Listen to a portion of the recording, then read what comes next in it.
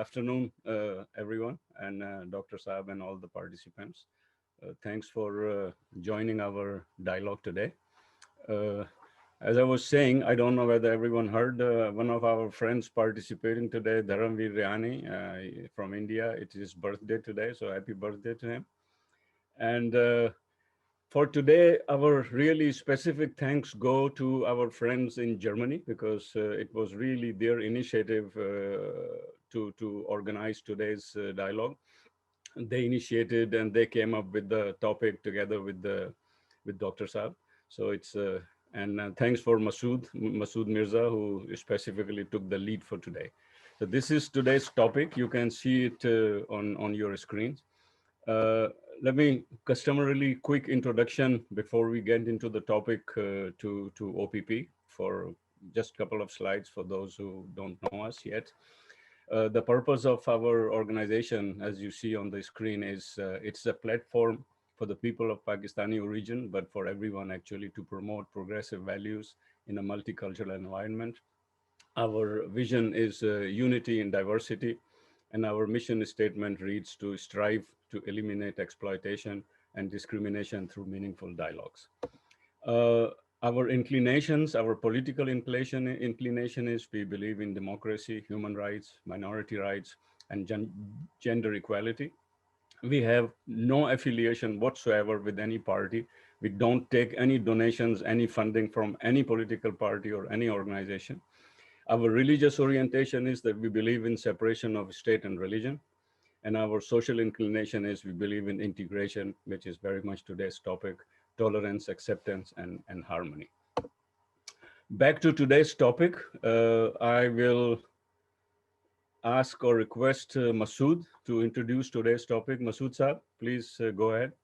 On behalf of the OPP friends, I would like to welcome Professor Dr. Jamal Malik and all attendees of this dialogue. This is really motivating and inspiring for us to see that so many friends are participating in this webinar. I would like to thank you all for your participation in this seminar. As you know, the topic of the today's seminar is integration of Muslim migrants and the politics of dialogue. The debate about the integration of Muslim migrants and their children is becoming increasingly important.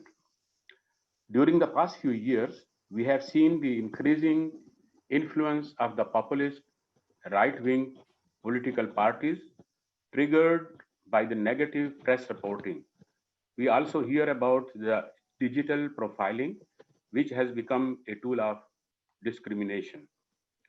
This is increasing the sense of insecurity among the migrants. On the other hand, there are also some Muslim individuals or groups who are reluctant to integrate into their host society. They look down upon the culture and moral values of the host country. They, I mean these reluctant groups, consider their own religion and culture superior to the culture of their hosts. This situation is creating an atmosphere of mutual suspicion. In this situation, the debate about the integration of Muslims is the need of the time.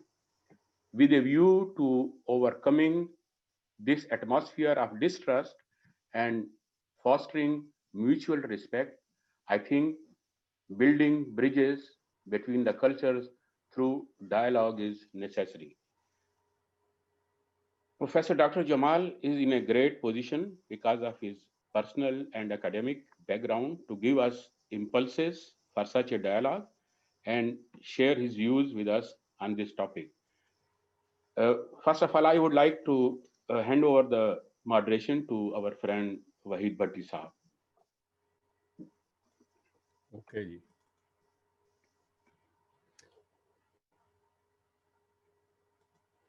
Okay, let me move on. Thank you, Masood Saab. Thanks for introducing the topic and explaining the scope of it. Let me start with a quote from Norman Cousins. He says, integration is a basic law of life. When we resist it, disintegration is the natural result, both inside and outside of us. Thus, we come to the concept of harmony through integration. The scope today, let me sum it up what Masood just now said. We are going to talk about integration of Muslim migrants and their children and its political significance. And we are also going to discuss the barriers to integration, importance of the interreligious dialogue, and also going beyond the religion, because religion is not the only factor which inhibits or which is a barrier to integration. There are many more, as I expect Dr. Saab to explain it to us. And he will also essentially talk about entanglement between theology and secularism. So in essence, our focus today is going to be on dialogue and integration of Muslims in the host community, wherever they are in Germany or outside Germany. Let me please introduce our speaker today. Welcome, Dr. Jamal Malik Saab. Thank you very much for accepting this offer and joining us and sharing your thoughts with us. Dr. Jamal Malik is a professor of Islamic studies at the University of Erfurt in Germany. He is a member of the European Academy of Sciences and Arts, Vienna. He is a fellow Royal Asiatic Society of Great Britain and Ireland, UK, and works on Islam in South Asia and Muslims in Europe. He has published widely on Islamic education, religious pluralism, Sufism, and the mobilization of religion. His last monograph is Islam in South Asia, revised, enlarged, and updated second edition. He is co-editor of Sufism East and West, Mystical Islam and Cross-Cultural Exchange in the Modern World, Leiden 2019. He is co-editor of Culture of Dawa, Islamic Preaching in the Modern World. And he did a amazing experiment or a project by inviting some madrasa students from Pakistan to Germany, and I'm sure he's going to talk about that. So thank you very much, Dr. Saab. It's all yours. Please go ahead. Well, thank you very much for this invitation, and I'm very pleased to be with you. The last time I was with you was when Professor Hodboy gave his lecture, and I had a kind of a first feeling how things move around in OPP. Now, thanks very much for giving me this opportunity. Yes, thanks also for the nice introduction. And today's topic is on Muslim migrants and the politics of dialogue. And for that, I have, I think, prepared kind of a PowerPoint. Let me check. Yes, here it is.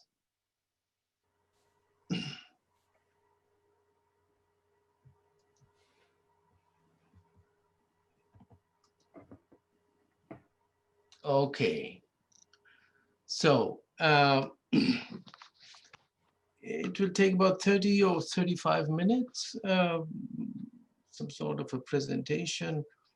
I will try to, look on the following things.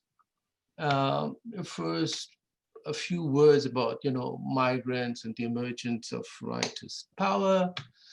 Then we will come to the issue of colonialism, because I think it is extremely important to go into this experience, without which I think it is hardly possible to understand contemporary Islam.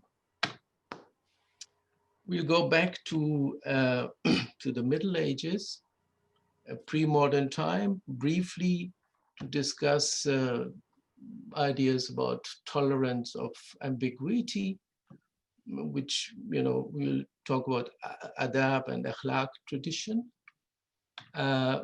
We will come to the issue of the cultural other and the role of religion, politics of dialogue, identity politics, and the three generations that we have: those who came to Europe in the 60s, their children and their grandchildren.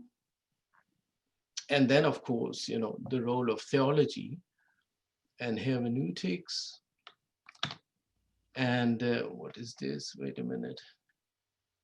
Yes, and we will specifically discuss the Council of Specialists, that is the German Council of Humanities and Social Sciences, and what they propose for the integration purposes, and finally an outlook of a culture of debate and critical hermeneutics. Now, let me begin and say that, of course, the debate about integration issues in Europe is really heated. Religiously charged statements by various sides have already stirred up people's feelings even further. We have politicians, but it's not only the politicians.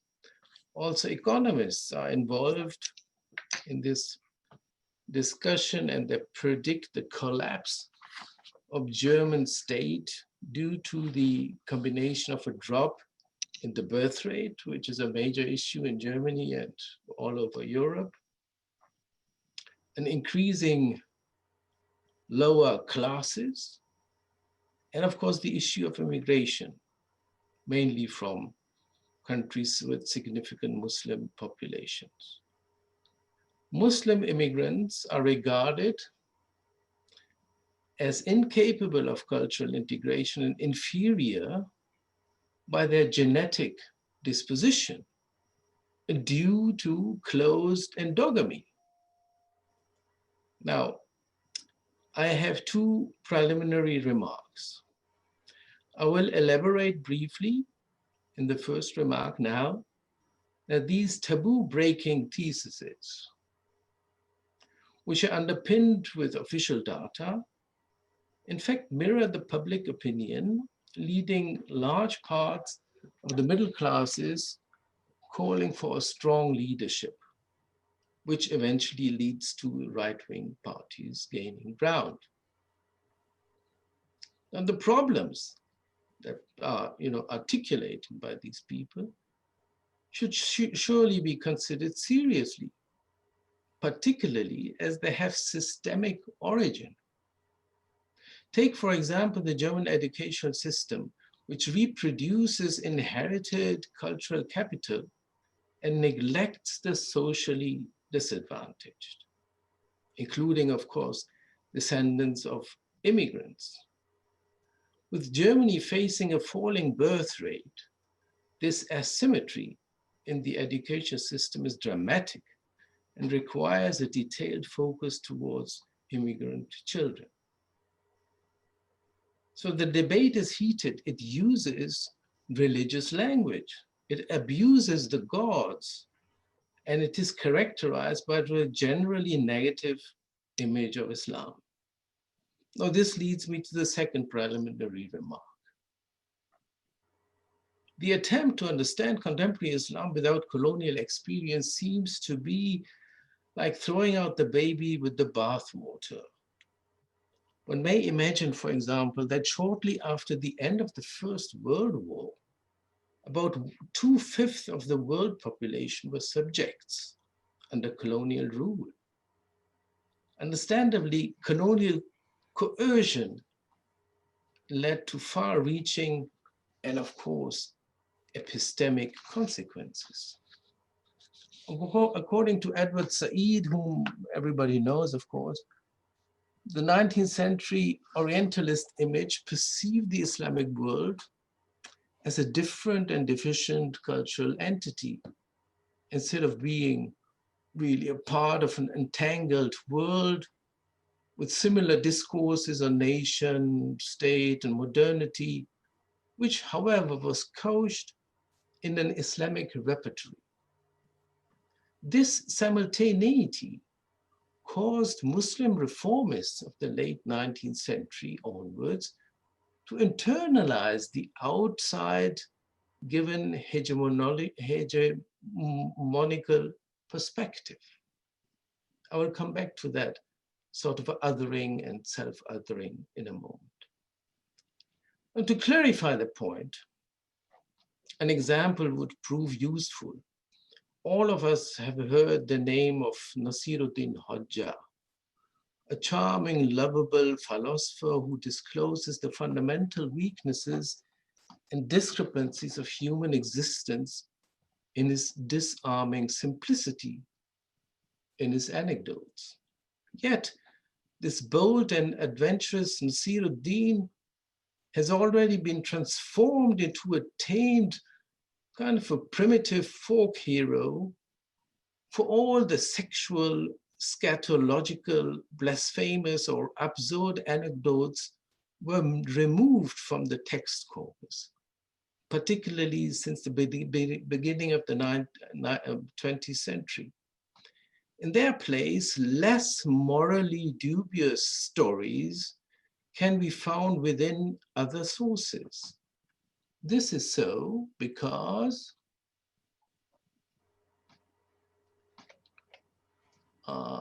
yes, a considerable part of the early anecdotes can, according to moral standards of the Western world at the end of the 20th century, be perceived as offensive or dirty.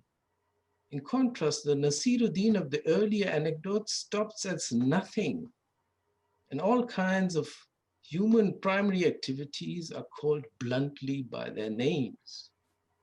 Now, this is quite telling because the cleansing of this and other text corpora was conducted by Muslims, especially by those who had internalized, right?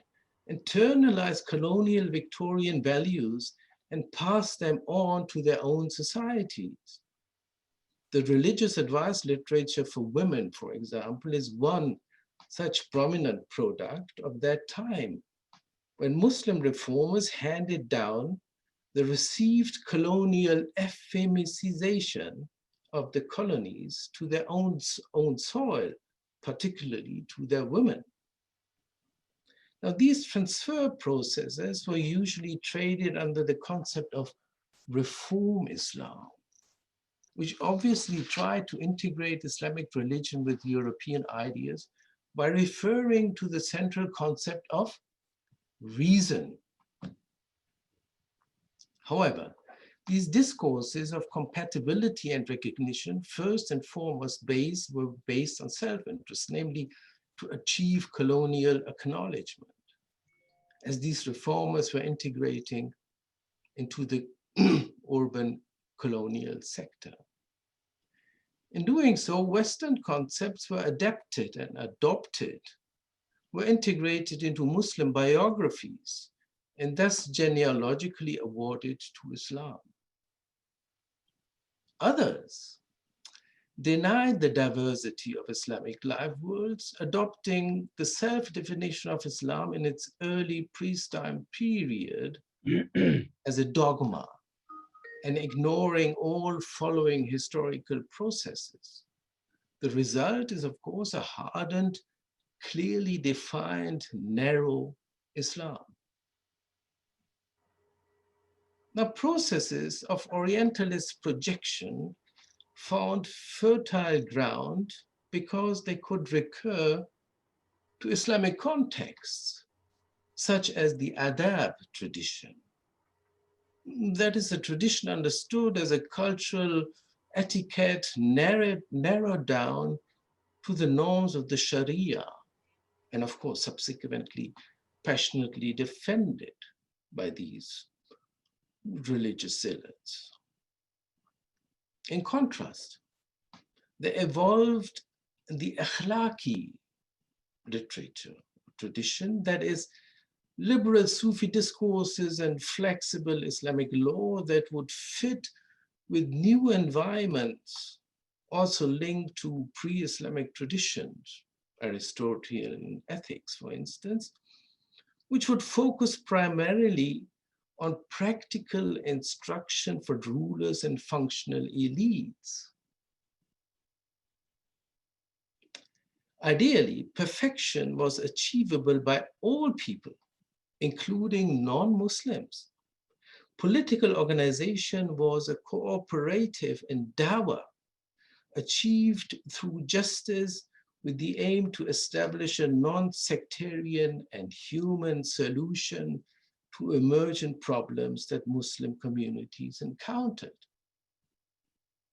Now, it seems that the Akhlaqi tradition, with its tolerance of ambiguity, was ousted by the adab tradition in the course of the Islamic reform movements of the 18th and 19th century, as they urged to enforce strict ideals of Sharia in a rather narrow juridical sense. Muslim reformers criticized actually their own society, the Muslim society, and this criticism, I argue, became the breeding ground for the colonial civilizing mission. We can thus trace a fatal asynchronism in contemporary Muslim cultures. This asynchronism is due to the fact that formerly promising innovations in Europe went gradually out of fashion there, while they were nonetheless retained in the colonies and post-colonial states. In this way, the Islamic world seems like an archaic relic in the concept of world politics, not able to face the requirements of modern age. Whether Muslim liberals, secularists, or Islamic hardliners, most of them invoke a crisis of modern Islam.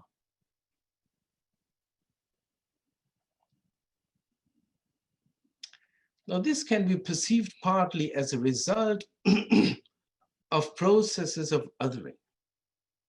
There is othering, a cultural technique of self-affirmation and of dissociation from the cultural other. This finds expression in the culturalization and exotization of Muslims by the host societies or by the colonial power, which helps establishing internal solidarity and identity, such as lately the Christian Democratic Party discovers its so-called Judeo-Christian heritage.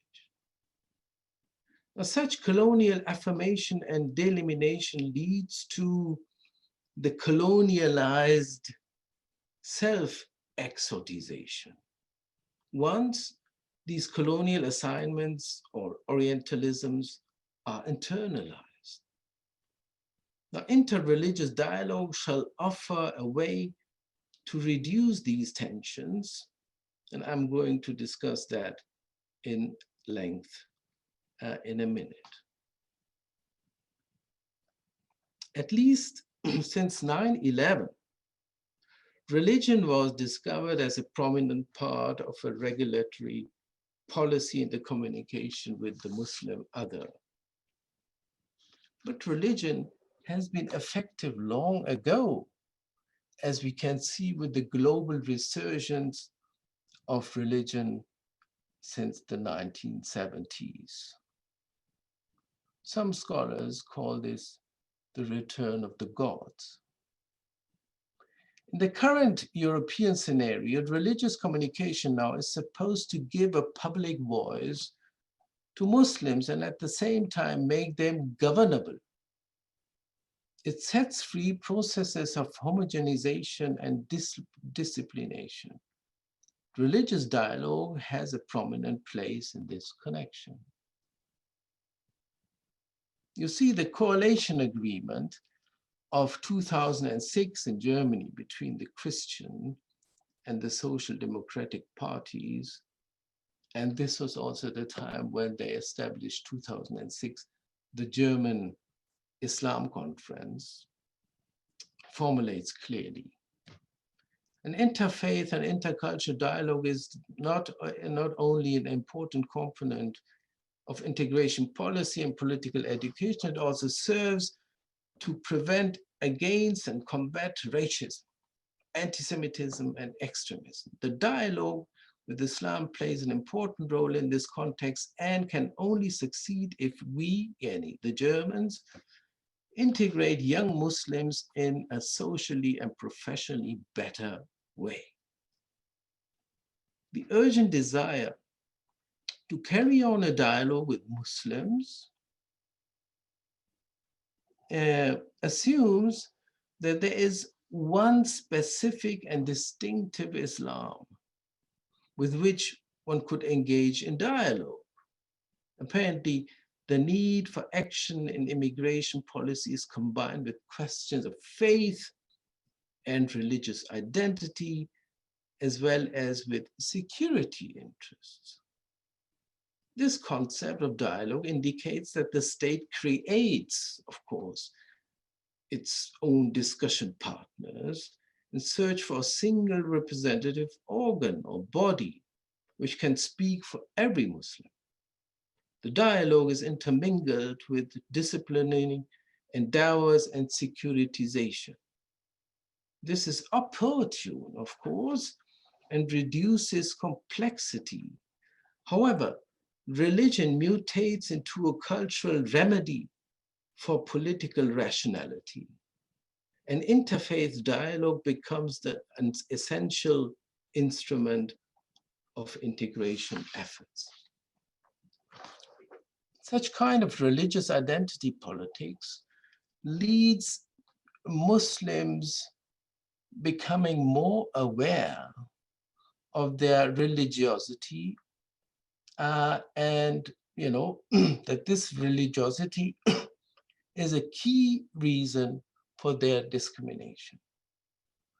Notwithstanding their ethnic and national origins and religious convictions, this projection and assignment weld Muslims together and promotes a homogeneous, non-culturalized, purist Islam.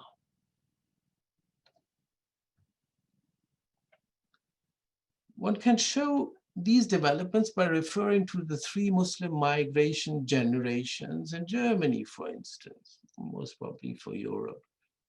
And I generalize, of course.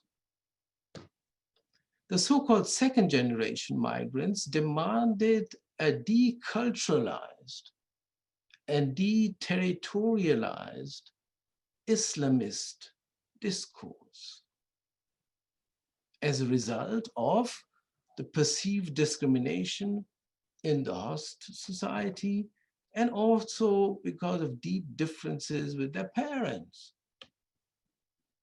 In this way, they managed to compensate partly for the lack of cultural capital of their parent generation. The third generation, on the other hand, identifies with their native country, Germany and so on, cuts loose with the theological umbilical cord of their countries of origin and pursues, as it were, a neo-territorial discourse. The nostalgic diaspora discourse of their grandparents and the soteriological semantics of their parents are rejected more or less. We look in vain for any victim discourse either, though, of course, there is a considerable number of neo-Muslim discourses that have found numerous radical forms of expression in youth movements. Actually, more than 2/3 of Muslims in Germany profess a modern individualized performance ethos dominated by consumerism and success. Not Islamdom, but competitiveness and skills are the core criteria. The discourse ceases to be about classical Islamic issues such as catharsis and distinctive Islamic identity, but revolves around socioeconomic inequality and creative solution to overcome them. Economic success, you see, serves as confirmation of their religiosity.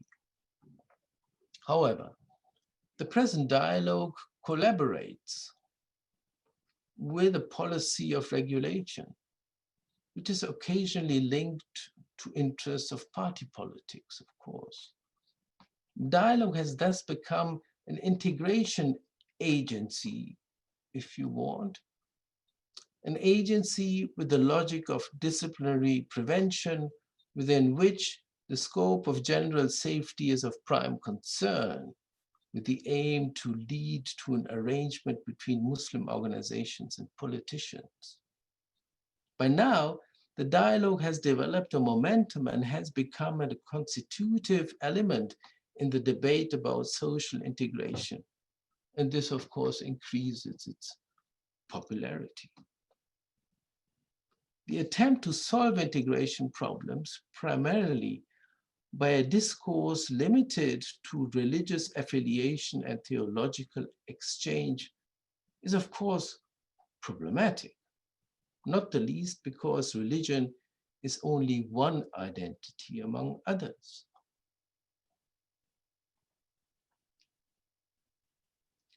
Certainly, it makes sense to think about theological similarities and differences as these, at the very least, foster communication.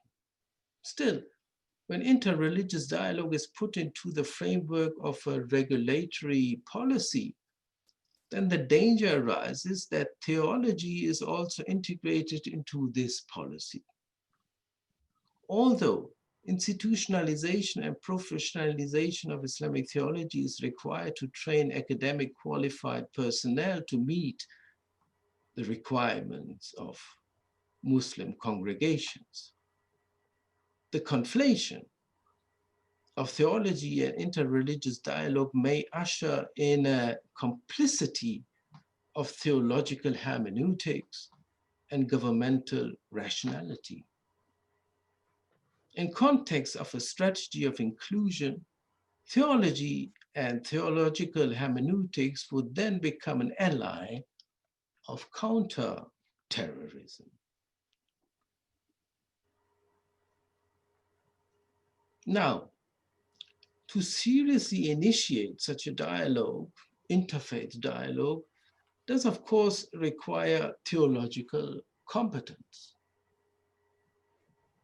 Establishing centers of Islamic theology in German universities, as put forward by the Council of Sciences and Humanities, that is an advisory body to the federal government, has provided some space in its recommendation on the establishment of Islamic studies in Germany in 2010.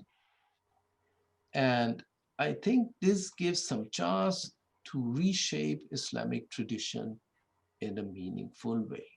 We will come to that in a minute. The council does so by claiming an impressive paradigm of rationality, which not merely allows, but virtually forces, it forces academic and scientific freedom upon the theologies. You see, with reference to Christian religions, the council states,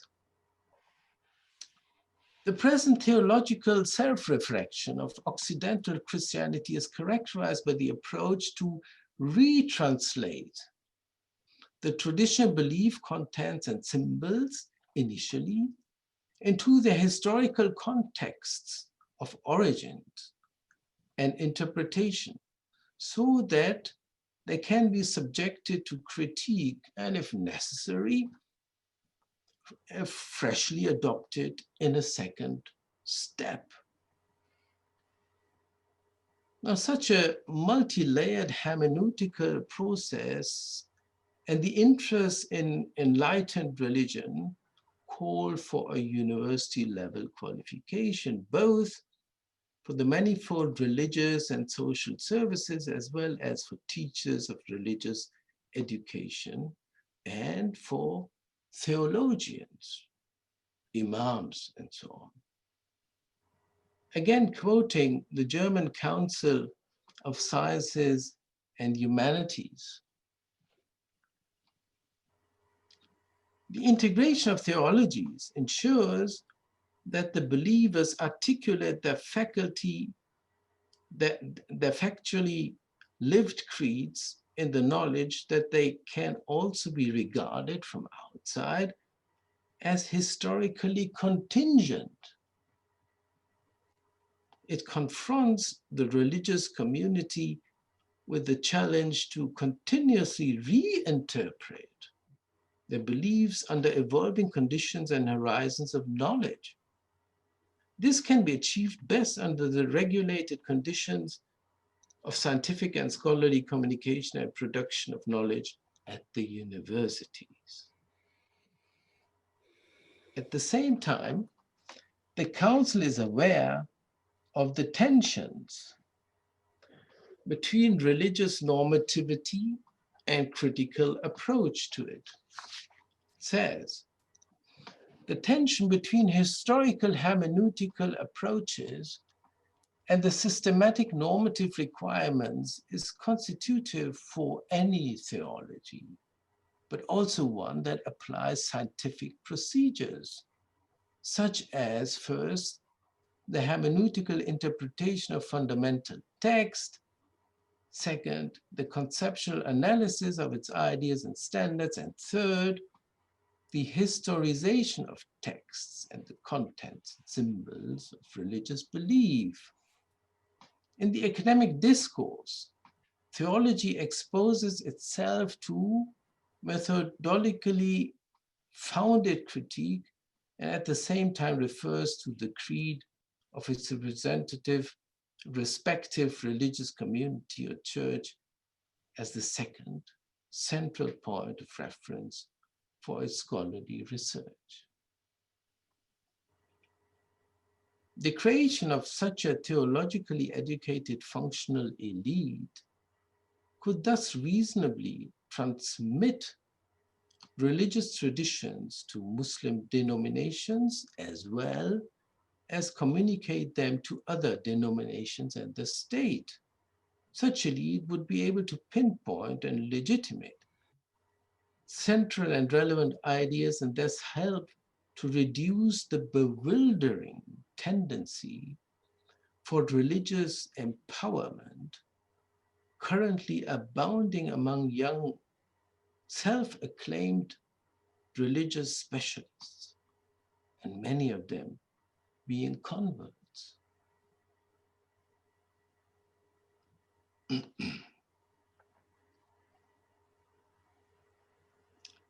The akhlaqi tradition mentioned above can be a starting point for this reshaping.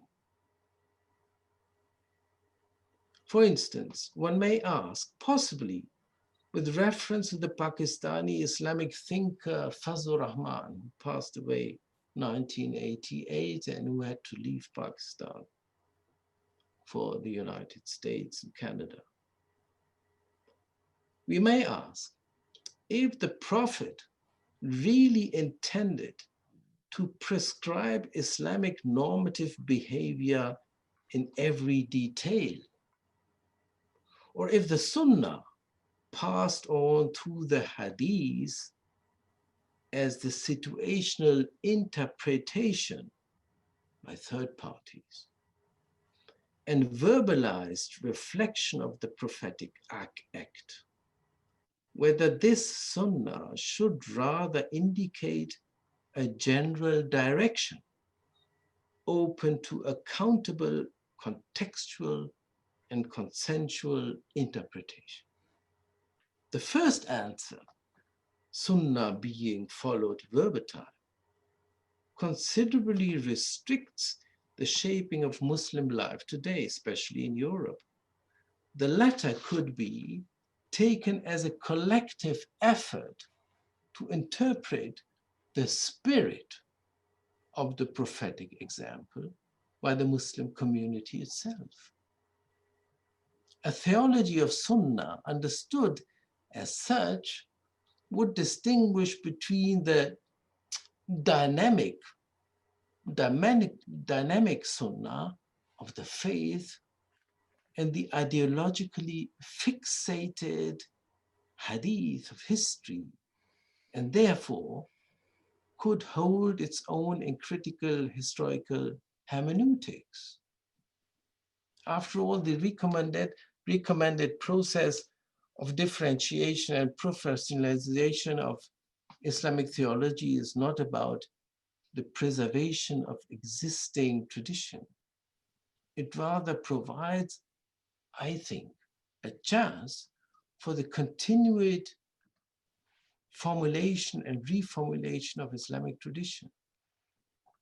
Such time and place-bound interpretations are important for the development of an autonomous theological judgment and contribute to the theological capability to dialogue, to resolve problems of asymmetry and asynchronism.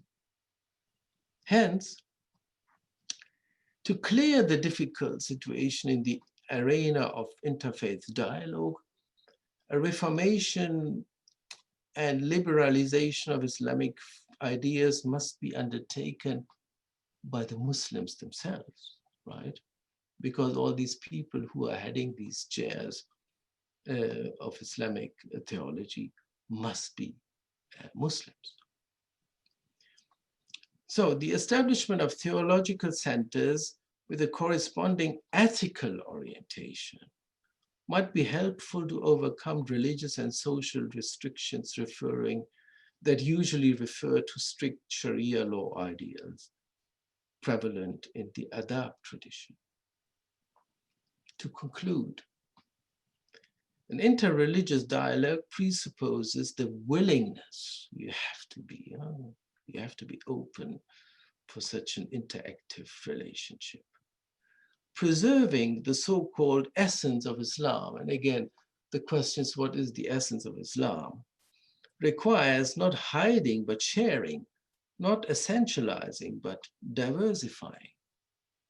This is much important as we are speaking of, you see, thousands of Muslim school teachers, thousands of imams, and thousands of specialists in the growing field of Islamic social work in Germany alone.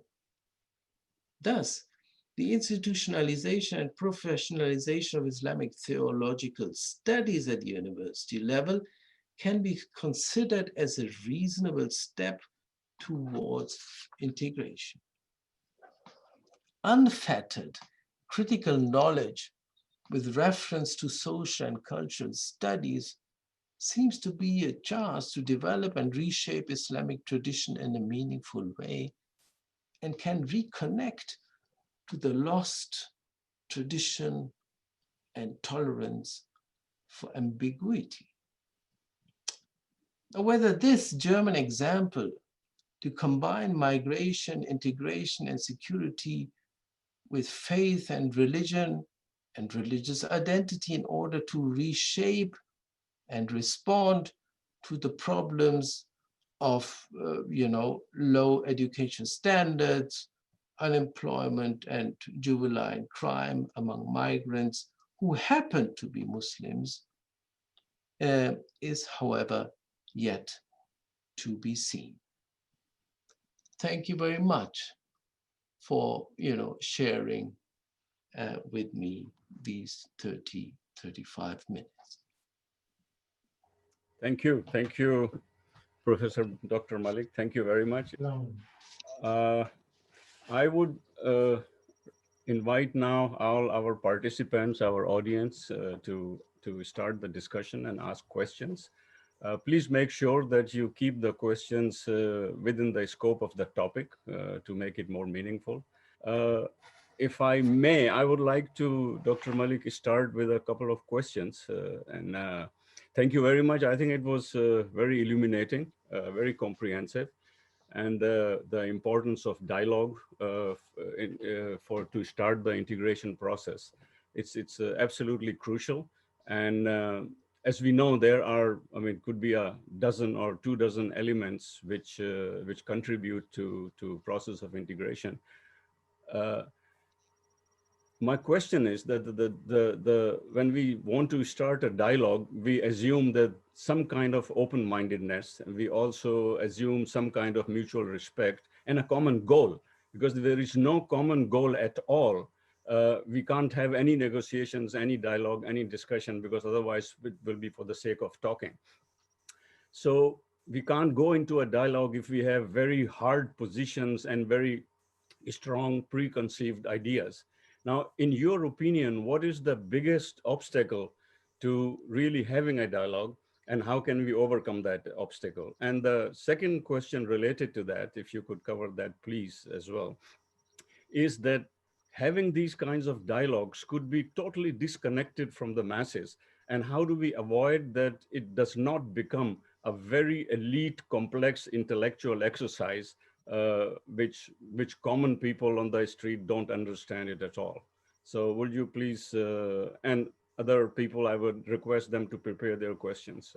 Dr. Saab, please.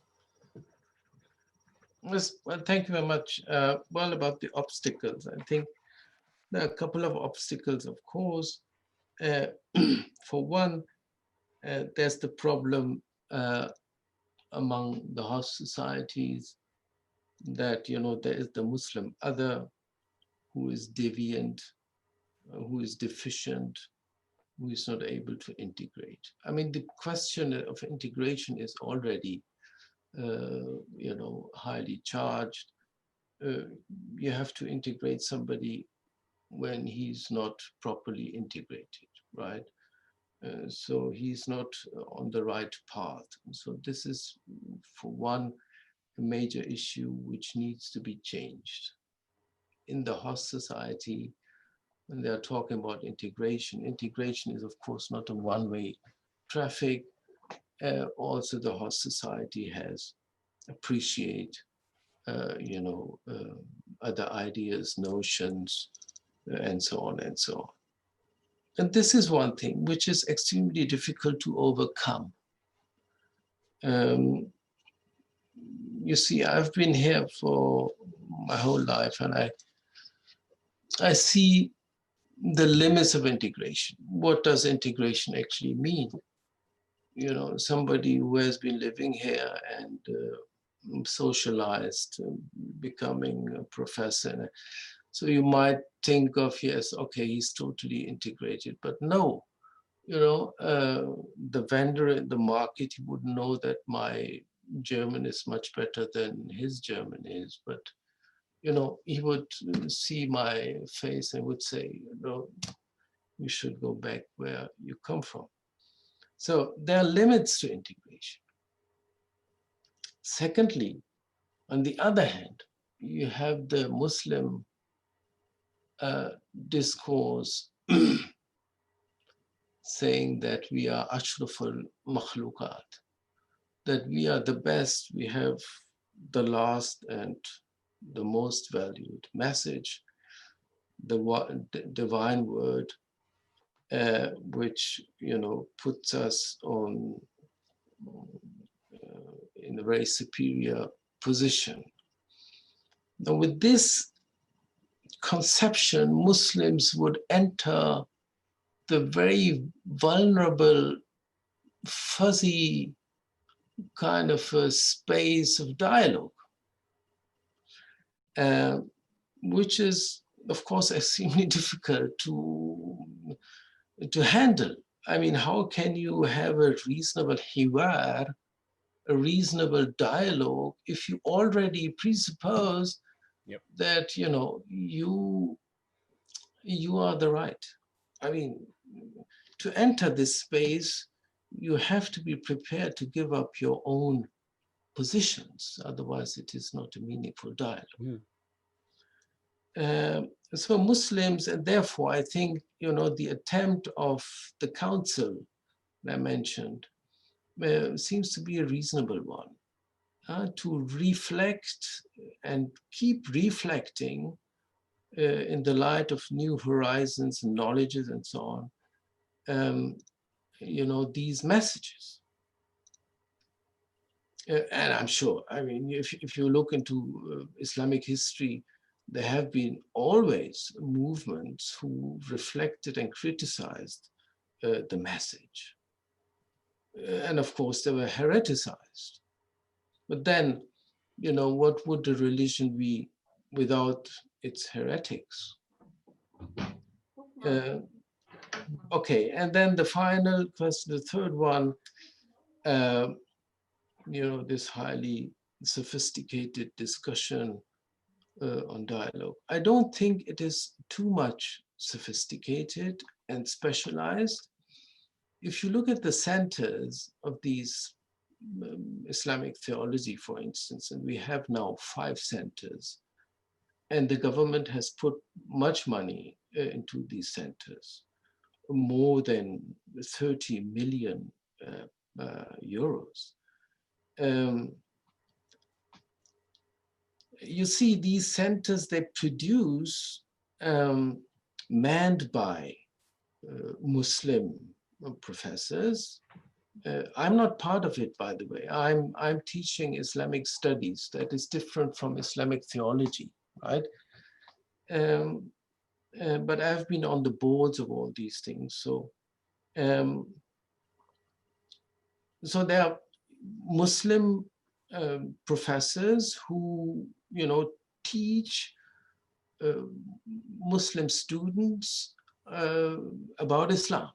So and the amount of these students who go to the centers of Islamic theology has been increasing tremendously. I can show you, if you allow me, a graph which is spectacular.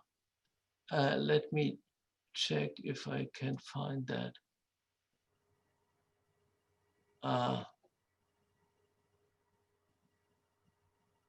Well, where is this?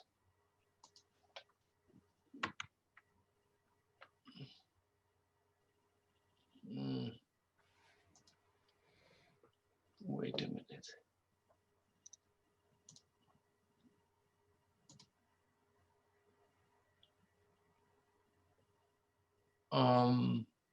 No, it's okay, Dr. Malik. If you can't find it, it's okay. I think. Yeah, I can't find it. No, Sorry. it's okay. It's okay. I think you answered my question. Okay, so I think the discussion is not too elitist.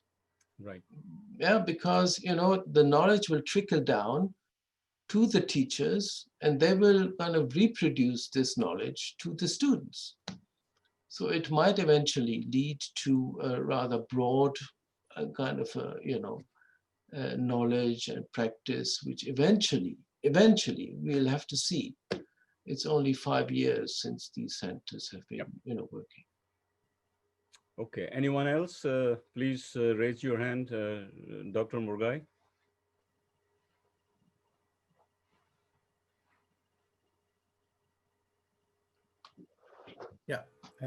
Thank you for giving me a chance, and thank you, Professor Jamal Malik, for this nice and informative presentation. And I have a couple of questions, if I may allow, in the sense that I will start with in the earlier phase of your presentation.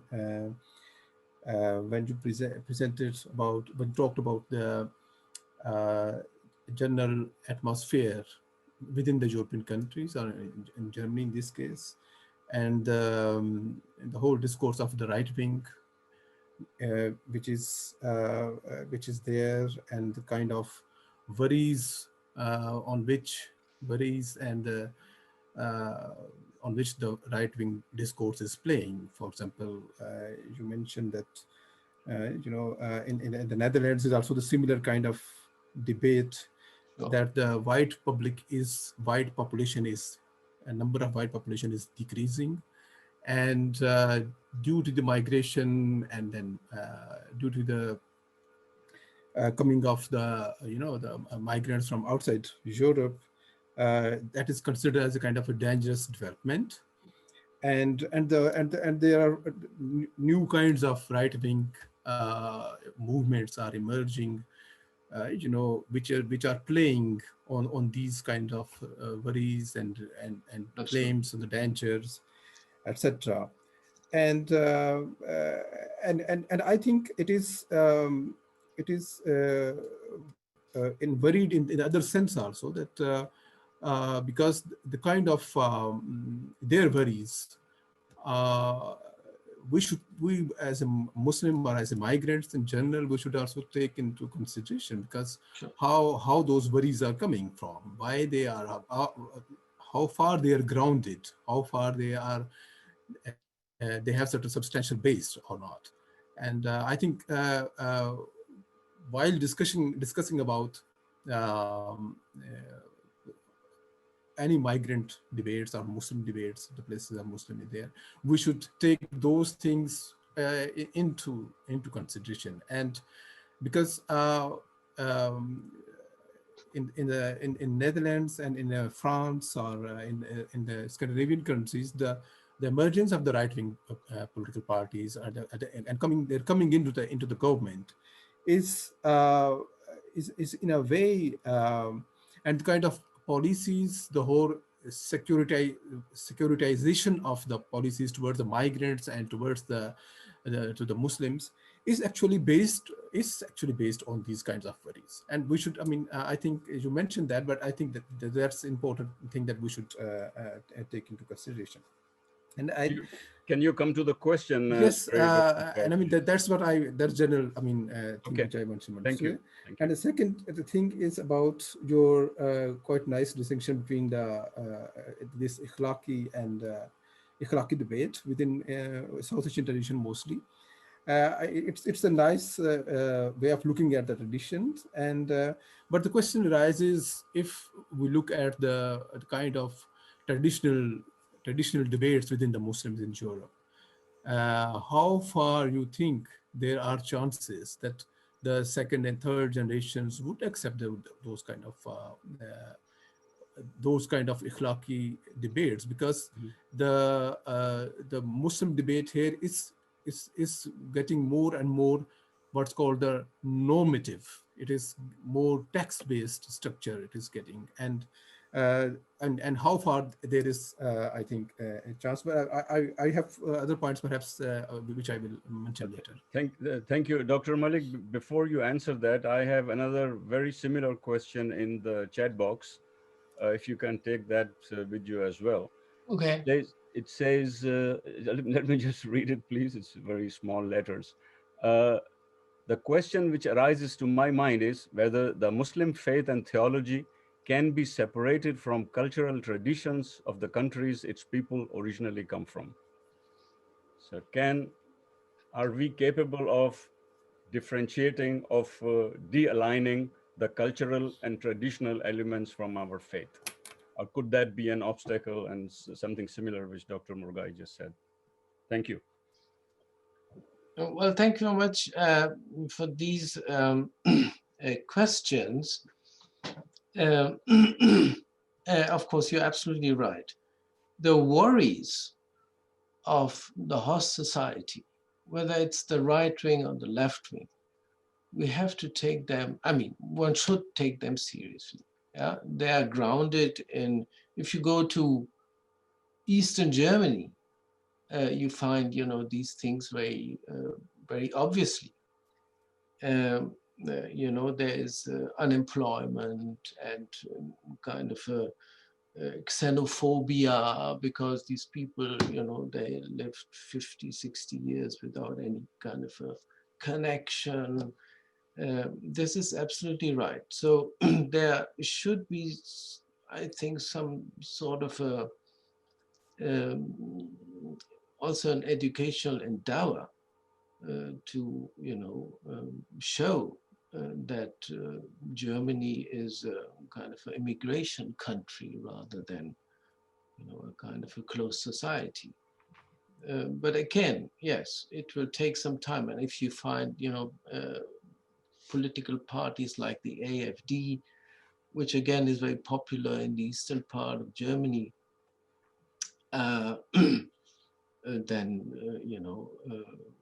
it is hard to tackle these problems. Absolutely. Mm-hmm. But yes, they take this demographical argument, and they use them. Absolutely.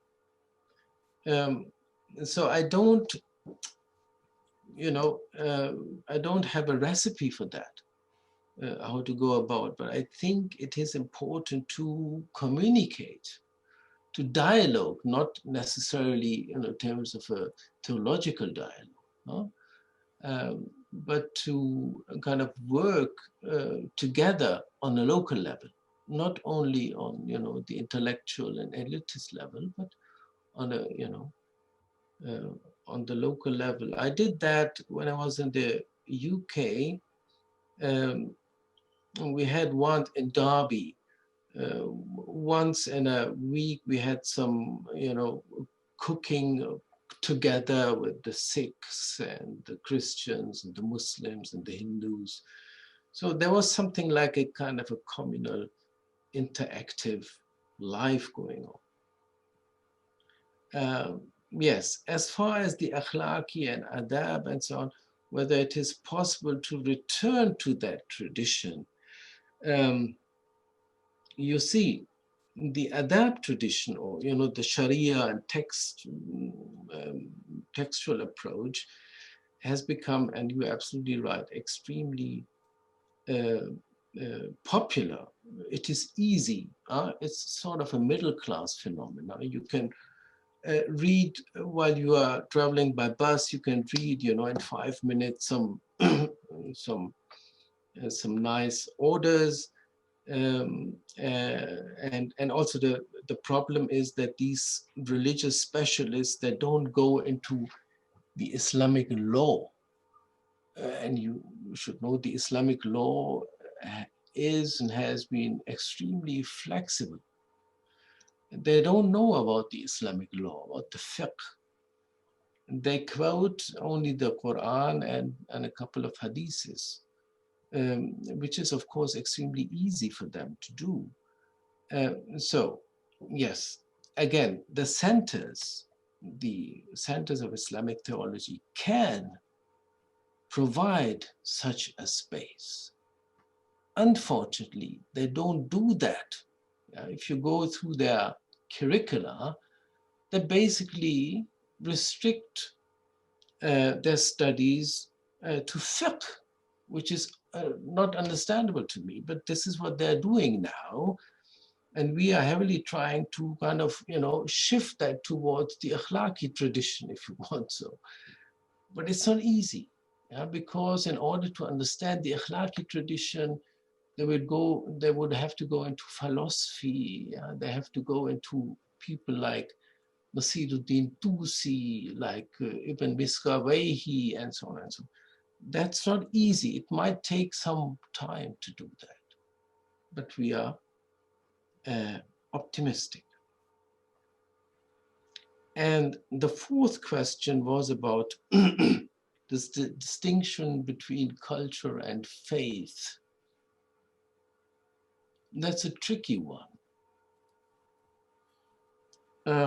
Marshall Hodgson came up with the idea of Islamicate.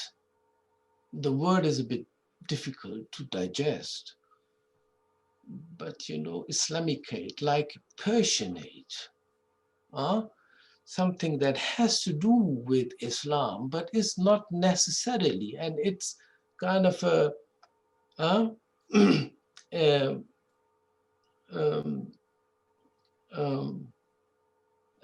it's not only Islam in the Arab context, in the Medinian Meccan context, right? But which has become kind of a barzakh, kind of a fuzzy thing. Like if you go to South Asia, of course, you don't find Islam properly, but all are Muslims. They're all Muslims, but they would follow some sort of an Islamicate tradition. So it's very difficult. What is pure Islam? Even pure Islam in Mecca and Medina had taken up pre-Islamic traditions. So it's always very difficult to come up that, this is pure Islam. I wouldn't be able to tell you what pure Islam is, even as a professor of Islamic studies. Okay. Anyone else? Any other questions, please? Tayyib?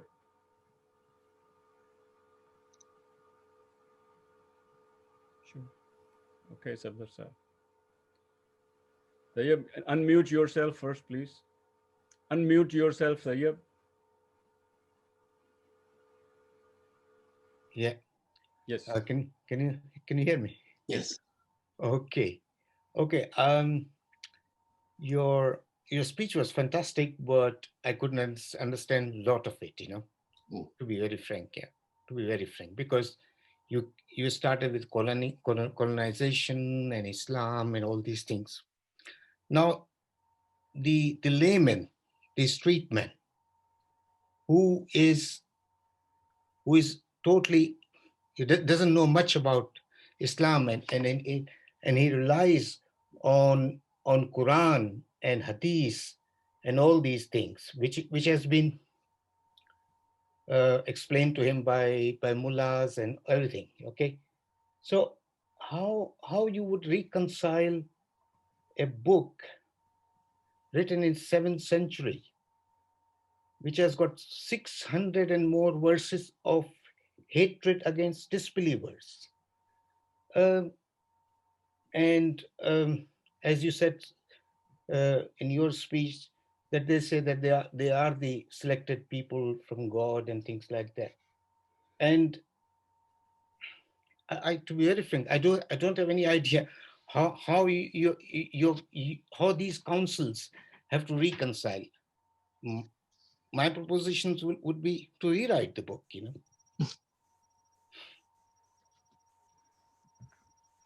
So your question is?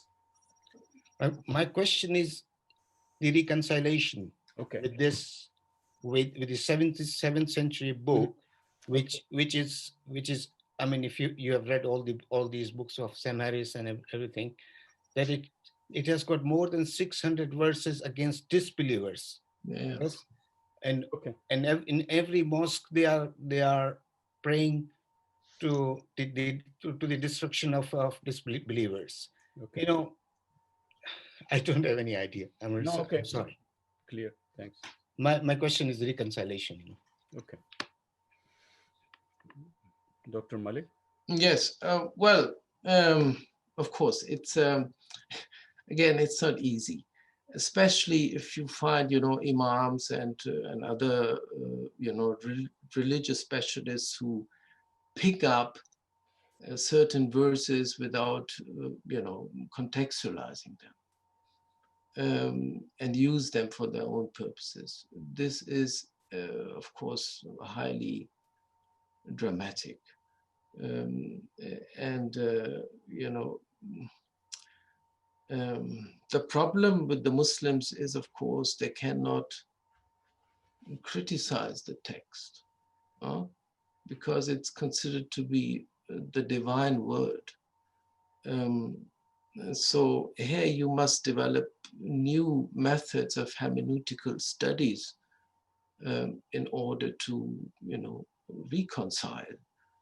And again, this is not easy, Tayyib Saab, because there's people hold their monopolies on the text.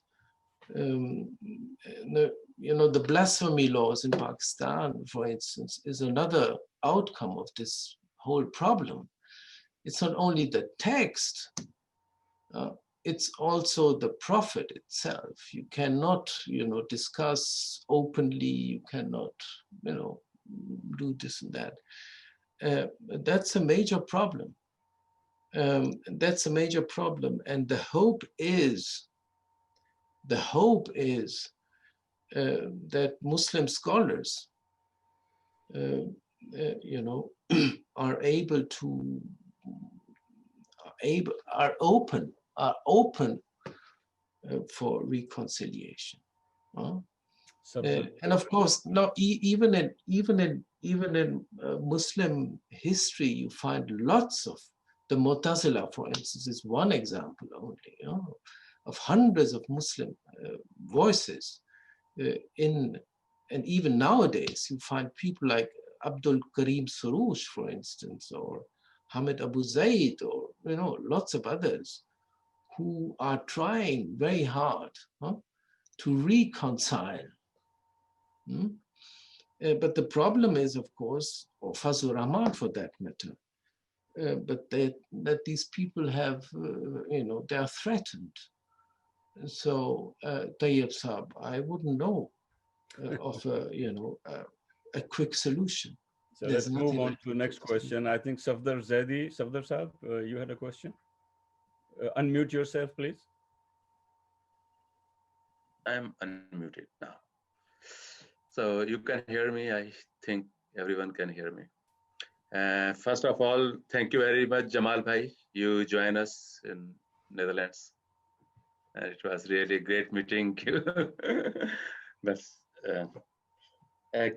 before asking my question, I want to say something like preparing the question. Otherwise, it will not affect.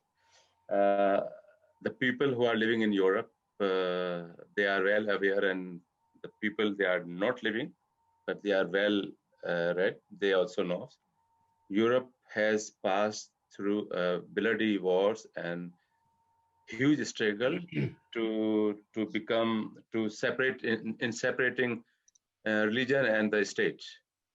So they paid a lot of price in this regard. And similarly, they started new way of interpreting Bible and Old Testament, New Testament. In Netherlands, for example, Spinoza started deviating from Talmud, and there are many examples. So my question is about the religious jurisprudence among Muslim society. Is it possible starting a dialogue-based religious jurisprudence? Ijtihad, but a bit, hybrid kind of ijtihad, which must be a dialogue-based. And for that, scholars has to come that divine text is allowed to interpret. Because I know some examples, some scholar says Quran has a lot of some linguistic and grammatical mistakes, and they proved it. But then the religious interpreters, they said, okay, this is divine text, so we have to change. So we have to bastardize our grammar instead of saying no, its text is not okay. So this is my question. This dialogue-based jurisprudence, is it possible or not? Dr. Well, yes, absolutely. Europe has paid a huge price. Of course, and they have started to kind of reread and reinterpret the text with some sort of ijtihad, of course. And the ijtihad is kind of a major methodology to kind of understand the text according to new horizons of knowledges, absolutely. And but you see, a text lives as long as it can be interpreted. Once the text is no more capable of being interpreted in new ways, the text dies. So insofar, the Quran will live as long as people will be able to interpret it, and there will be lots of interpretations. Whether we can talk of a hybrid ijtihad, I wouldn't know of a hybrid ijtihad, but the ijtihad itself, is a major kind of a tool to reinterpret the text. And as you have pointed out, the text itself has lots of, unclarities, mutashabihat, which need to be interpreted. And for that, even Muslim scholars have established, nasikh, mansukh, asbab al-nuzul, all sorts of hermeneutical tools which are there. It's not like, people wouldn't be able and wouldn't be allowed to interpret. Every text, every verse, every ayah can be interpreted in hundreds of ways. So this is already there. The problem is, that the monopoly, the normative monopoly is being held by, certain scholars. And this, of course, has also to do with politics. So let's see how the Muslim, but you see, for instance, Saudi Arabia and, Hudbay was also, last time he was mentioning that in the United Emirates, new interpretations and new perspective towards current society is being underway. So, things are happening. There's something going on in the Muslim world. I'm wondering, so far Pakistan have been kind of slaves of Saudi Arabia, and have been kind of playing the same tune, the mullahs and so on. But now Saudi Arabia has gone a different way. It's the wasatiyah, the middle way. I'm wondering what the Muslims in Pakistan would do now. Yeah, thank you very much. Yeah, now I think Mr. Reis wants to ask a question. Mr. Reis, please unmute yourself. Okay. Can you hear me? Sure. Yes. Okay. Thank you, Dr. Saab. Quite interesting. I'm Reis Akhtar in Frankfurt, Germany. If I correctly understood, you have mentioned for the German government are spending big sums, so money, 200 million euro for the integration politics.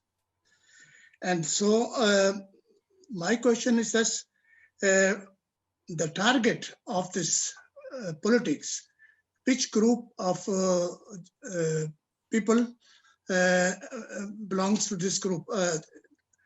Most probably they are mostly Muslims, because do you understand me? I see that the picture is not. Yeah, sure. Can hear you. Okay. That the people who are subject from, they have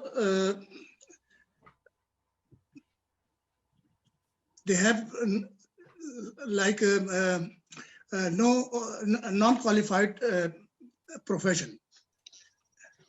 And the Muslims who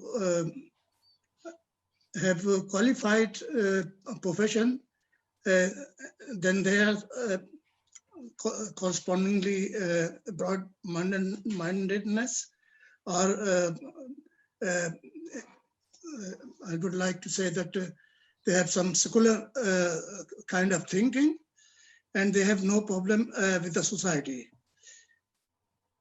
And when we are going to the low professional groups, then you will find more and more people. They practice. They live with the religion, and the thoughts of religion are very dominating for their life. So my question was, if you can please explain what is the target of the politics of German government by integration? By integration of Muslims, right? Yes, by integration of Muslims. Yes. Yeah. Well, as I already pointed out in the presentation, it has to do with security issues, It has to kind of to do with a sort of a civilizing mission. The Muslims are considered to be, deviant, as it were, and to educate them properly so that they can be integrated into the German society. Now, for this, they have installed these, among others, they have installed these centers, which are, considered to be major endowers in this field. And so far, and the teachers and the professors in that centers are Muslims. They have to be Muslims because they teach Muslim students. So all the students who go to these centers of Islamic theology, they are Muslims. And in Germany, they are mostly Turks, of course. In Frankfurt, you have a major center of Islamic theology. With professors who are not, and this is one problem that we have. We don't have Muslim theologians, any alim, ulama, who could teach in German universities. We don't have that. So what we do is we recruit Muslim professors who are, professors of, Islamic studies or political science or so. We recruit them to become professors of Islamic theology. Otherwise, it wouldn't be possible to do the job. So you end up having, Islamic scholar or Muslim scholar of sociology becoming a Muslim theologian in Frankfurt. Okay. The other day, we recruited, for instance, that was a very spectacular thing to do. We recruited in Berlin a new center, the fifth center. We recruited a transgender, person to become a professor, which was a major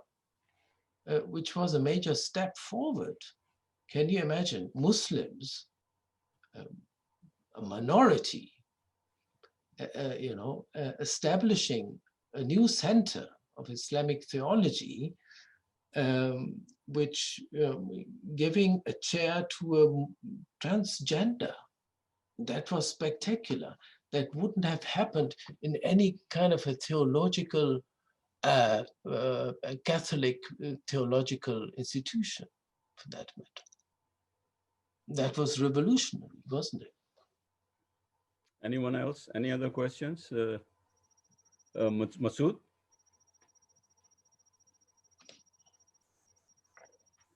Your microphone. Yes, please. Thank you. Jamal, thank you for your thought-provoking and illuminating lecture.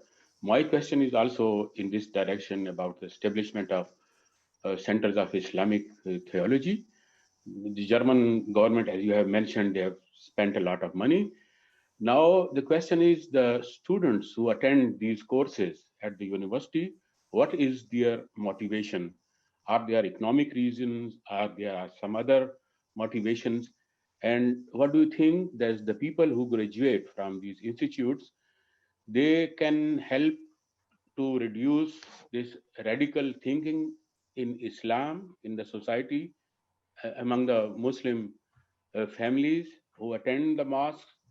And do you think there are some other motivations? I'm not so sure whether they are fulfilling these aims and this would bear the fruit or not, this campaign. Thank you. Well, thank you, Masood, for this question. Motivation of the students.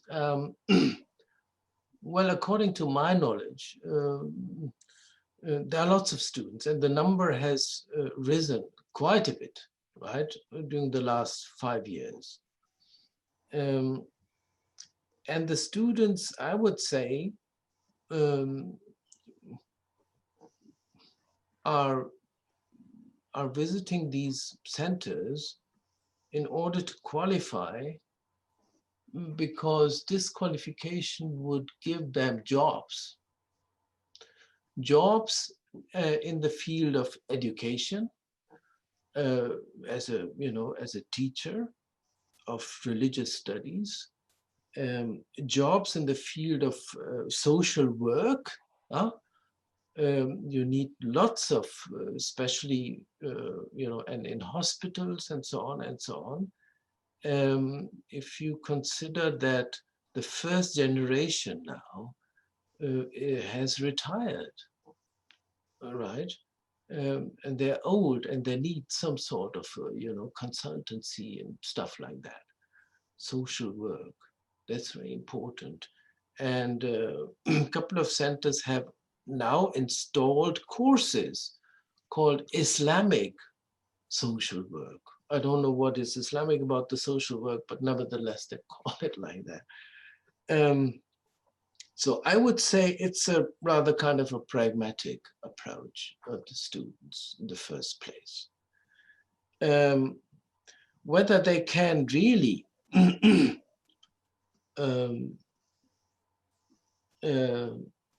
help and change, I'm not sure. Of course, I'm not sure as Masood. We have to see. The whole thing is very young, 5 years. But to share personally, I'm critical about it.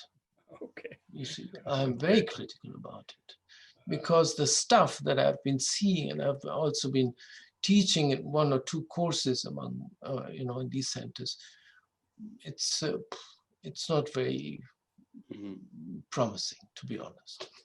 I had Sant Sharmaji, you had a question? You have to unmute yourself first, please. You have to click on the microphone.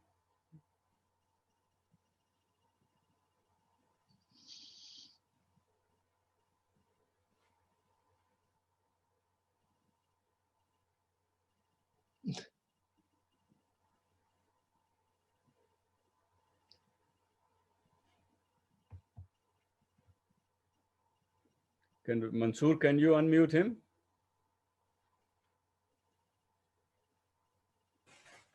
I cannot unmute. Okay, yeah. Okay, all right.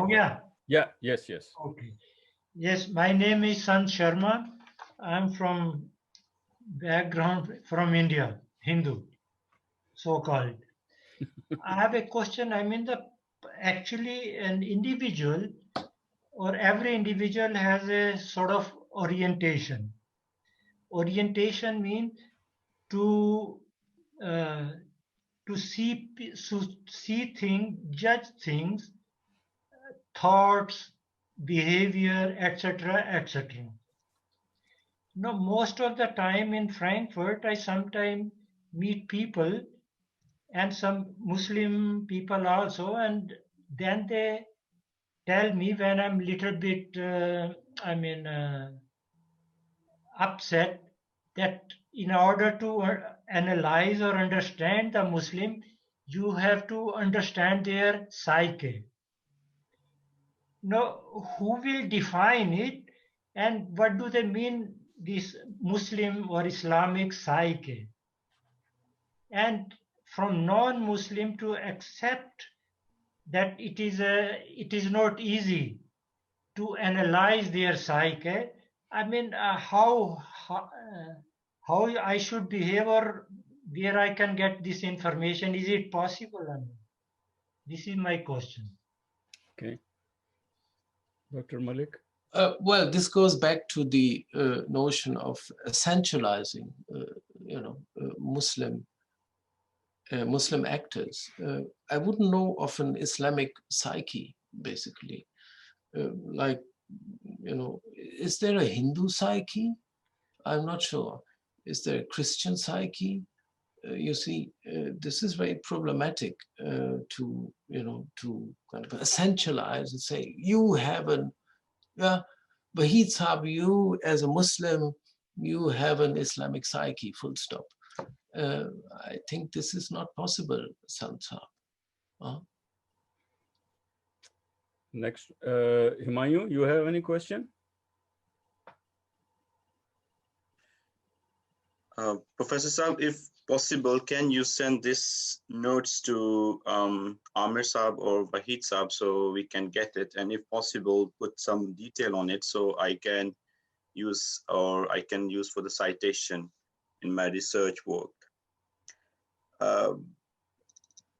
One thing is not clear to me yet, even though I like to have your notes for citation, that the topic was integration, and we started from colonization and then Reformation, which taken by Muslim Reformation, which taken by European, and then different courses in Islam.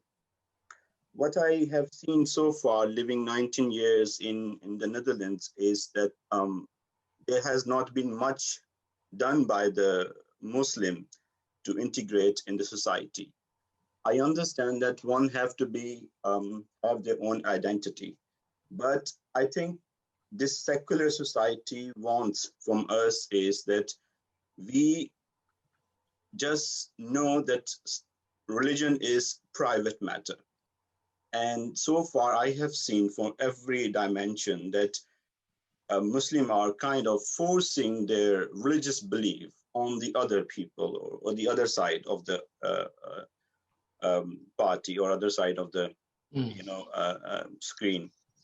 And if you have that kind of mentality, and we all are Pakistani, and we know that when we walk in Muslims, there is a sense of, conquering the society. We are already here now, so we will conquer the Europe. So this conquering mentality, it is not only remained in Muslim society, it has crossed the border and it went to the Europeans' mind as well. So they have identified this attitude, this aggressiveness in Muslims. And the reason what I'm saying is you can find Hindus, Sikh, Buddhist in Europe, but they are not that kind of antagonists as you can find it, the Muslim. And you know that the Buddhist religion is one of the fastest growing religion also in Europe, and many Europeans are converting to the Buddhism. And they don't have problem with Buddhism and Hinduism and other religion. So I think we tend always to put all burden on Europeans that they have to do something to integrate us. But whereas I find there is a less, of course, there are people who are, as you mentioned, are in universities studying and having a good life here in Europe, but I don't think that they are still integrated. Integrated in a secular society means that your religion is your private matter. You should not hang your Quranic verse on your clinic, in your shops. And, this is a public spaces. And if you are coming in a public spaces with your private faith, which should be private in secular society, then actually you are giving a sign, a signal to the residing community or host nation that we are coming with our own agenda. And I think this is threatening. This is very, very threatening. And I'm not taking side of any European nation, but yeah, of course, we all are living here for many years, and we know that the less opportunity Muslim society have given to their religious other than they have found here in Europe. This kind of mentality, this is very aggressive, even in their own Muslim society also, where the religious others are considered as a second-class citizen. And when arriving on Western shores, asking European society to integrate us fully, even though we have no giving a sign or to the society. I think this is very alarming. And I believe as a researcher that all kind of responsibility lie on the Muslim side, I think. Of course, the European society also have enormous responsibility here. But I think, for me, I think Muslims have more responsibility to show to the residing culture that they are not a problem to their society. Well, thank you very much, Sunil. With many ideas, I would definitely agree. No doubt. You mentioned the Hindus and the Buddhists and so on. But you also have to consider that the number of Muslims is much higher than the number of Hindus and the Buddhists and so on. This is for one. The other thing is that these huge groups, if you go to Cologne, Berlin, you find these enclaves. The Muslims wouldn't kind of, but this has nothing to do with the Muslimhood. You see, this is a normal kind of a phenomena among migrants. They would look for their own people. They would, this would be the first port to enter the new country. So I wouldn't kind of call that I wouldn't call that a Muslim or Islamic problem. Huh? It becomes Islamic. It only becomes then Islamic when the host country starts to kind of, starts this process of othering. Huh? And then the process of othering is not a one-way traffic, but those who are being othered, they kind of self-other themselves, right? They accept this assignment. And they say, हाँ भाई, इन्होंने कहा है कि हम दाढ़ी रखते हैं तो हम अब दाढ़ी रखते हैं, ठीक है? और जब ये कहते हैं कि भाई औरतों को वो पहनना चाहिए तो हम अपनी औरतों को वो पहना देते हैं. This is what is happening, you see. And you also, even in the hijab itself, you can trace this purism. Formerly, the hijab was very culturally dupatta and all that. No, now you see a very specific hijab. It's no more the Turkish hijab, and it's no more the the Pakistani and Indian hijab. It's a Middle Eastern hijab. So what is happening here? ये भी आप देखें ना कि ये क्या हो रहा है. So I think it's yes, of course, the Muslims should do, the migrants should do. Yeah, that's absolutely right. I agree to that. Yeah, but for instance, Germany, they didn't do anything about integration, about migration for the last 50 or 60 years. It's only the last 10 years when they realized, hey, we have to do something about it. So how can you bring in thousands of people without, thinking about where shall we put them? What shall we do? This is irresponsible on the part of the host society. Okay. Okay. More questions? Can I say something Yeah, here? yeah, sure. Go ahead, Humayun. So, with your permission, Doctor, again, I find out quite intriguing that put it again a burden on the European culture or European society with residing people. I really like to go back and see that when that influx, Muslim influx is coming in Europe, how much they have done in the history to integrate in the society. And we find out very less they have ever done to integrate. And as I said, again, the integration has to do with you separate your own belief, private belief, and you adopt to the secular policies. And there you find it difficult for Muslim to separate their private faith and do not bring the private things in a public spaces. You find it just really difficult from the beginning of the influx which coming in Europe. And again, I said to you that this is true that the European society have to, if they have already calling us, they have to make a good plan for us. But on the other hand, I find that really difficult that there is not much. I straddle on a both community in a Pakistani Muslim and a Christian white people. I straddle there because of my nature of work. So I say I have seen it that the people who have bring their private not in the public, they have more possibility to grow and further in a society. And I have seen that those people who cling always with your faith in a public spaces, in a job, in a university, they have a problem. And there I can say it because I keep my private thing private. And I never force my private, whatever I believe on and wherever I go study or do my work. But I find difficult for Muslim people to do that. That's why I coming back to that question.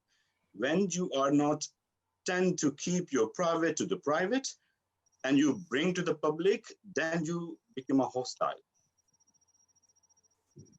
Shiraz, you wanted to say something?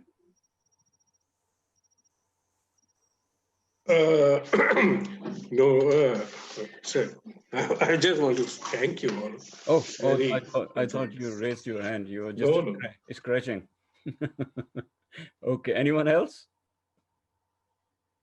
Tayyab? I just the conclusion remarks. You know, when we came to Germany, we came as a student, but most of the Muslims in Germany, they came as a Gastarbeiter, you know, and they had in their mind just this answer to Mr. Humayun. They had in their mind that they are going back, and they were not treated. They were not integrated.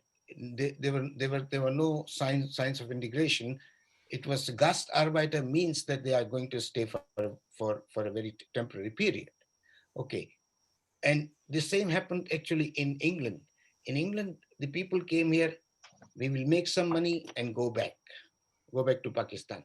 And most of the generation, the first generation and second generation, first generation, I would say, they are not living in England. They are living in Pakistan. They watch Pakistani television. Or Indians. I don't know about Indians because I'm not sure. I'm from India, but not Hindu. No, sorry. but my question to Dr. Saab is how to invoke critical thinking in Muslims, because Dr. Saab said that it's a matter, the Quranic verses or hadith is a matter of interpretation, but I don't see it as an interpretation. Most of the things are very clear, you know, most of the things are wrong. So we have to tell them these things are wrong. This is 7th century, or this is not acceptable in 21st century. We came very far. We have got human rights. We have got we got away from slavery. We hundreds of things, you know, but these things are not only interpretation. I would suggest that most of the things are black and white. You see, so how you can invoke critical thinking in the young generation? That was my question, please. Dr. Malik, please. Well, I have to come back to to the issue of education. It depends. You see, the Gastarbeiter, usually they didn't have too much education, right? And they brought with them, you know, the cultural luggage and baggage. And so far, I think if the young Muslims are properly educated, there will be kind of more open-minded and will definitely, and you can't say that this is wrong. I don't think. Sometimes you have to say, Yeah, I say to myself, I am wrong, you know. So no cross discussion, please. Yeah, you see, it has been valid for the 7th century, and of course, Allah doesn't want us to interpret, the text, which came down to us, after 1400 years in the same way. No, Allah would want that, certainly. So therefore, it is very legitimate and absolutely necessary, right, to revive the interpretations. We cannot change the text. Somebody said that we have to rewrite the text. That's not possible. Fortunately, I have a very simple question. I think, and that beats all the logics, because you just said, and I agree with you, that the first generation was less educated, came with lots of baggage. But if we look at the second, 2.5 or third generation, for the sake of argument, who are born here, and I'm talking now probably a bit more specific about the Netherlands, people who are born here, bred here, educated here, got married here, got kids again, they have good jobs here in Europe, in the Netherlands, but have Pakistani parenthood. These people, they tend to be more Catholic than the Pope. And you would expect them, because they are born here, and as Himayu rightfully said, they were raised in a secular society. They enjoyed all the benefits for their entire lives, all the benefits which secular system had to offer them, yet they have some kind of built-in resistance against integration. And that resistance, I mean, we follow, I mean, we face it every day on the social media, and we see those discussions happening among the young folks who are born and bred here, who have huge amount of discussion that wishing someone a Merry Christmas is haram. Going to a funeral of a non-Muslim is haram. And I can give you like an enormously long list of harams. Now, if you go into a dialogue with these presuppositions, you don't have a dialogue. And if dialogue means to you that agree with me or there is no dialogue, then there is no dialogue. So how to overcome this built-in resistance, I call it, against integration? I mean, you can't look down upon a society that my morals are much higher, much superior and absolute than yours. And then I'm going into a dialogue. What dialogue? This dialogue has a purpose. The purpose is you agree with me or you go to hell, because you are anyway less, I am superior, you are inferior to me anyway. So that is the ingoing position. And I think this is what a huge obstacle Himayu just now and partly Tayyab highlighted. Would you please explain that a bit? Where does this come from and how to deal with it? Well, Wahid Saab, I think I pointed that out. This was the first question, right? Mm-hmm. About the Muslim supremacy. This is the problem with the Muslims, of course, mm-hmm. right? Because they think they are, the better half, as it were, the ashraful makhlukat. Yes, and this is something that might also support this resistance to integration. Absolutely. The whole discourse on haram and halal is so overwhelming in a way. No? But then it also goes back to Islamic fiqh. The fiqh books are full of haram and najasat, and you cannot, sit with the Christian, and you cannot do this and this. Yes. But then, Wahid Saab, this is also an issue of identity. You need to demarcate yourself. You have to distinguish yourself, distinguish from the other. So these things can be helpful in the start.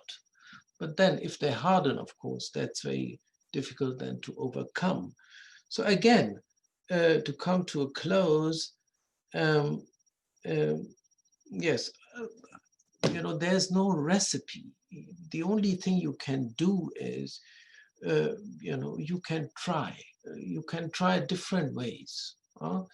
Now, as far as I'm concerned, I'm trying these different ways. One way is, this Islamic theology. The other way is, as somebody pointed out, yes, the project that I've been doing with the madrasa students, which I think is a unique example of doing this sort of a dialogue to get madrasa students, and male and female, by the way, from Pakistani madrasas over to Germany, and discuss with them, right?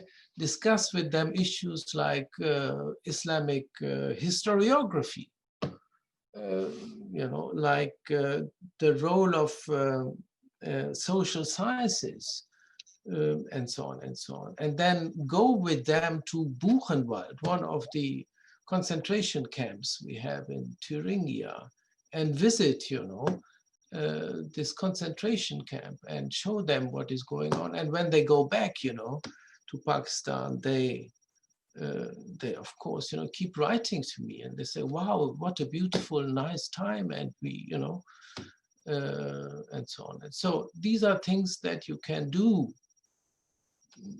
but that's it. Wahid Sahab, I can't hear you. Your mic. Yeah, yeah, this mic, thanks. I thought I was unmuted, but sorry about that. Now, before we wrap up, I have time for just one Wahid sir, question. yeah, Wahid sir, Moin sir wants to ask Oh, a question. sorry. Yes, Moin. Yeah, Moin has raised that. I'm sorry, forgot it. Unmute.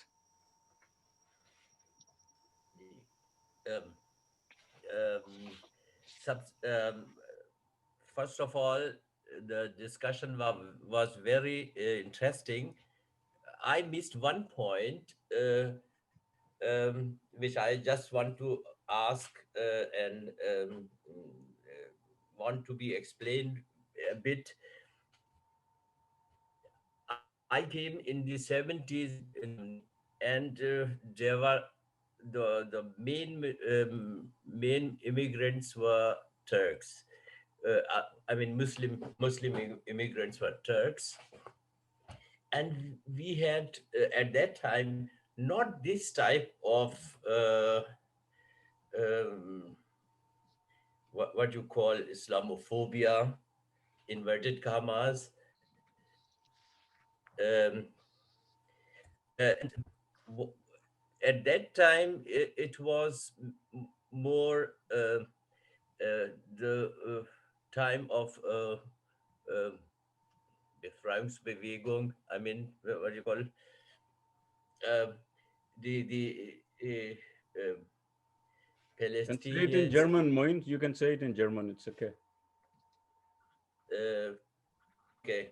Ja, das war die Zeit, wo die deutsche Bevölkerung ein Bild hat von Moslems, die Attentate gemacht haben, und das war nicht die religiös bedingt, sondern es war einfach, dass die Taten, was die da machten, und das war mehr links, also mehr, das war so durch die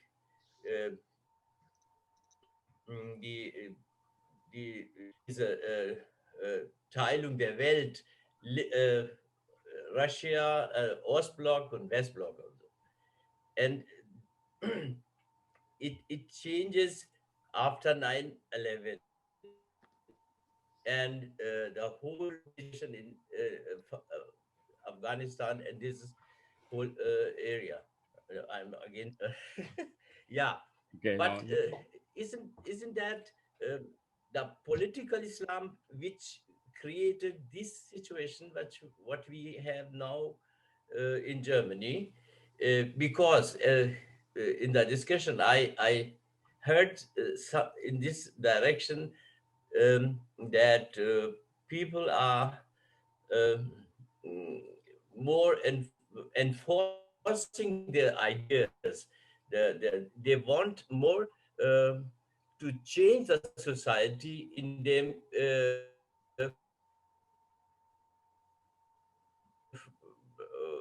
Germany, for example, or in Europe, they built. Mm, I think everybody knows this, how they function.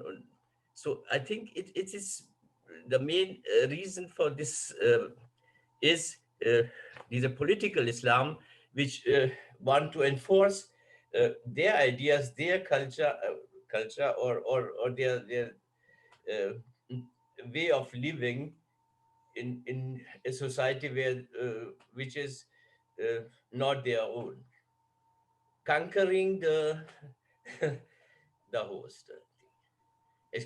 Yeah, Dr. Saab, if you can say something. Yeah. Well, yes. Well, formally, you see, the issue of migration uh, was dealt. I mean, the migrants, they were categorized according to nationalities, right? There were the Turks, there were the Italians, there were, the Spaniards, and so on and so on. And then came, the distinction according to political affiliation, the leftists and so on. Yeah. And then nowadays we have the distinction of religion. Religion is a very powerful factor, and I told you there's the return of the gods, right? Religion came back with, not only with Islam, by the way, it's a global phenomena. Yes. It's a global phenomena, right? And Islam is only one actor of these different religions. You have the Hindus, right? You have the Jews, you have all sorts of religions who are kind of returning to the public space. And this, of course, goes back to the myth of the modernization theories, as you all know, that, religions would at some stage fade. But of course, this is not right. Now, Islam has become a sort of a container, right? Everything is put into that container, and hence the political discourse, and especially the discourse of migration, has been Islamized. I've been talking also about the Islamization of the Muslims by the host society. You see, they have established, for instance, this German conference, German Islam Conference, 2006. And there they recruited all sorts of Muslims. I mean, people who had never bothered about their Muslimhood, right? But they integrated them and they nominated them into that in that council. And you know what happened was that these Muslims, so-called Muslims, I mean Muslims, yes, who never, behaved like Muslims, would eventually behave like a Muslim. Here you find a very clear thing of self-othering, to accept that. Oh yes, I'm a Muslim. I'm a Muslim. Wow, I have a new constituency, and I can, all these things happening. Very interesting phenomenon. Okay, I'm afraid it's getting very interesting, but I have to I have to unfortunately close because we are good in terms of timing. Let me just go to the closing sheet, please. If you bear with me for 1 second. I hope everyone can see my screen now. Okay, just giving a couple of closing remarks, listening to Dr. Jamal and the question answers and discussion, etc. I think there are a couple of things we can conclude and take home with us as food for thought. I think there are many social, cultural, political, economical, and traditional barriers to integration. I think it's not a single dimensional thing. There are many, many, many factors which play a role in the integration process. And we never know what is integration, when it's going to be complete, when the process is actually a never ending process. Uh, Meaningful dialogue is crucial. It's very critical. It's the most important thing you can do, is to really talk to each other. But I think the dialogue has to be with an open mind. And I think at least I am very clear in my mind that if we are going into a dialogue with someone and look down upon him and go in with a very hard position that I am right anyway, then we don't have much of a dialogue. Then we have imposition, and not really a discussion. So we got to take a holistic view, rather than just narrowing integration issues down to religion. Uh, Religion is essential because there was a research a couple of months ago done by the Telegraph newspaper, and they concluded that religion was the single biggest obstacle to integration, plus other many factors as well.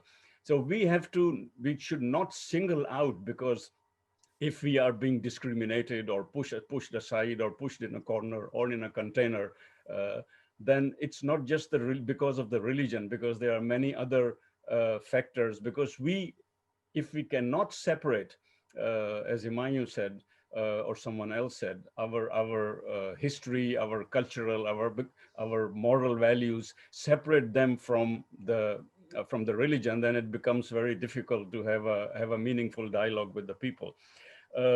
And I think the research project Dr. Jamal did with Pakistan proved the point that once you go into a dialogue, even if you invite the students from a madrasa and open their mind, give them a different environment, and open up their mind, tell them about other religions, and you see their interviews when they go back, how they felt before having a dialogue, and what they felt and thought after having a dialogue. You see a transition. So I think it's very important. We keep talking to each other, we keep trying, and this is a never-ending process. I think we will sometime get there. So thank you very much. Thank you, Dr. Jamal. Thanks for Thank everyone you. being here. What we will do is what we normally do, that we keep the lines open for about half an hour after our formal discussion. So with your permission, I'm closing down the formal part of our meeting, our session, and we will stay online about half an hour, and just so it's free for everyone. Just get to know each other, talk to each other, ask questions you held back. Uh, I saw some hands going up, but we didn't have time. So Dr. Saab, I hope can stay another 20 minutes, 30 minutes, and if people have more questions, or just socialize. Thank you very much. Thanks on the behalf of OPP. Thank you, friends in Germany Thank you. who initiated all that. Thank you, Dr. Jamal, and thanks for such an active participation. Thank you.